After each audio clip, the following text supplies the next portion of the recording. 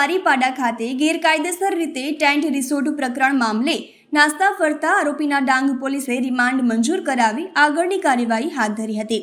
Saputara police સ્ટેશનમાં મોજે બારીપાડા 3 રસ્તે આદિવાસીની જમીન ઉપર ગેરકાયદેસર રીતેનું સનરાઈઝ રિસોર્ટના નામથી તૈયાર થતા રિસોર્ટની જમીન જે બિનખેતી મંજૂર થયેલી હોય છતાં પણ બાંધકામ થયેલું હતું તે અંગે સાપુતારા પોલીસ સ્ટેશનમાં આરોપીઓ રમણભાઈ બુધાભાઈ દેશમુખ, મહેશભાઈ દામુભાઈ પવાર, પ્રકાશભાઈ ઉત્તમભાઈ પટેલ, રાજુભાઈ એસ ભોએ તેમજ અવધેશભાઈ રહે સુરતનાઓના વિરુદ્ધમાં આહવા મામલતદાર કચેરીના ઇન્ચાર્જ સર્કલ ઓફિસરે ફરિયાદ આપેલી હતી।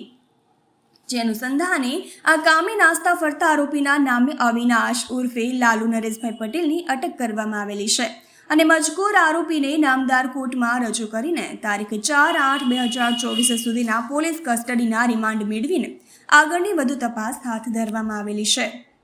તહેલકા ન્યૂઝ સાથે રિપોર્ટર રમેશ મહાલા, ડાંગ।